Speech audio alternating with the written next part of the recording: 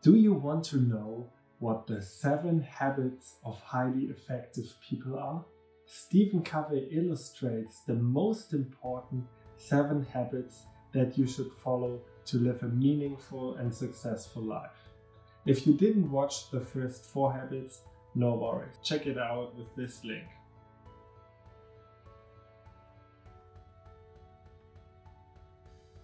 All of us would probably agree that communication is one of our most important skills in life.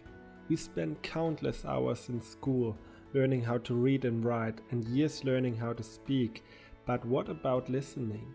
Imagine if you went to a doctor with an aching stomach and that he would prescribe you a treatment before giving you a diagnosis of your state.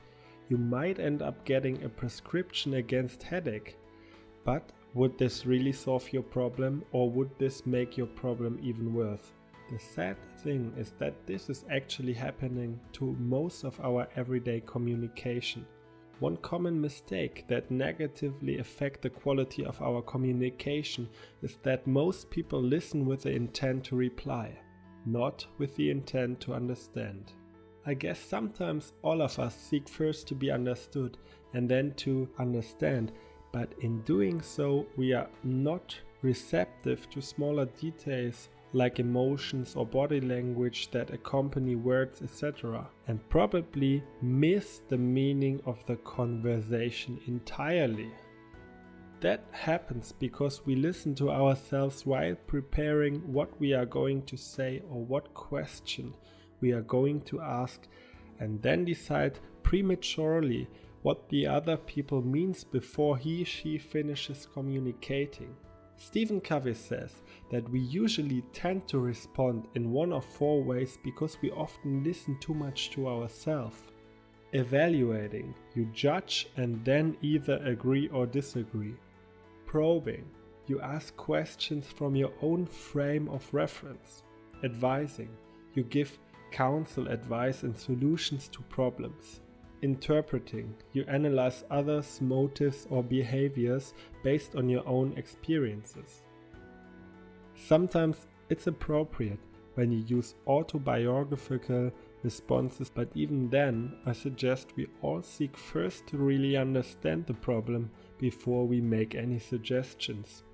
To make sure you understand the other person fully, you can try to understand, then to reflect feelings, and the word sounds like, you feel like about This helps you to double check if you really understood the problem or the point of the other person, and builds great trust because you are now starting to really understand the other person. After this, you can try to be understood.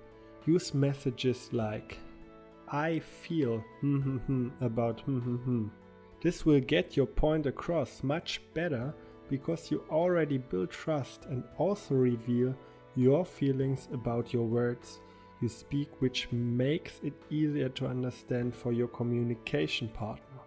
This was habit 5, seek first to understand, then to be understood. Have you ever seen a flock of geese head south to the winter? They fly in a V formation because with the updraft the entire flock can fly farther than if each bird flew alone. That's synergy. To synergize is when 2 or more people who work together come up with a better solution that neither would have been able to produce. It's not your way or my way, but a better way. When you synergize, 1 plus 1 is not equal to 2, but 3, 5, 20, even 200 or more. How is that possible? One person plus another person equals many more ideas and creativity than either of them would have thought of alone. Synergy is taking good ideas and making them better by working together. Stephen R. Covey teaches that synergy is not the same as compromise. In a compromise, 1 plus 1 equals 1.5 at best. In order to create practical synergy, it is important to first seek to understand and only then to be understood. Now you start puzzling and searching for an alternative that minimizes the downsides and maximizes the upsides of the other options so as to produce a 1 + 1 = 3 or more outcome. You know that you are in synergy when you begin to interact together genuinely, to feel new energy and excitement and see that you are open to each other's influence. This was habit number 6, synergize. Once upon a time there was a very strong woodcutter. He asked for a job from a timber merchant and he got it. The pay was very good and so were the work conditions, and for that reason the woodcutter was determined to do his very best. His boss gave him a saw and showed him the area in the forest where he was to work. The first day the woodcutter cut down 18 trees. His boss was extremely impressed and said, "Well done, keep it up, you are our best woodcutter yet." Motivated by his boss' words, the woodcutter tried even harder the next day, but he only cut down 15 trees. The third day he tried even harder, but only cut down 10 trees. Day after day, the woodcutter cut down fewer and fewer trees. His boss came to him and told him that if he did not cut down more trees each day, he would lose his job. The woodcutter needed the job, so he tried harder and harder. He worked during his lunch breaks. Still, he could not cut down enough trees. Eventually, his boss came to him and told him he was fired. The woodcutter was really upset, but he knew that he had worked as hard as he could and just did not have enough time to cut more trees. He sadly handed his saw back. The boss took one look at the saw and asked, "When was the last time you sharpened your saw?" "Sharp my saw?" The woodcutter replied, "I've never sharpened my saw. I have been too busy trying to cut down enough trees." Maybe most of us think this is a funny story, but this is how most of us work and live today. We've got so busy in our everyday jobs that we don't even find 30 minutes a day to do exercises or to read a book for 15 minutes a day to train our brain muscles. Even Abraham Lincoln said, "Give me 6 hours to chop down a tree and I will spend the first 4 sharpening the axe."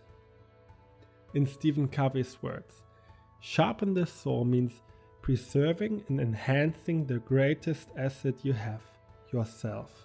It means having a balanced program for self-renewal in the 4 areas of your life: physical, social, emotional, mental, and spiritual. Sharpen the saw keeps you fresh so you can continue to practice the other 6 habits. As we all know, feeling good doesn't just happen to us. It's necessary to take time to renew yourself. It's all up to you. You can renew yourself or you can totally burn yourself out by overdoing everything, so be sure you don't get too busy to sharpen your saw. Habit number 7. Sharpen the saw. If you like this video, please share it, like it, and subscribe to see more of these videos, and hopefully see you soon.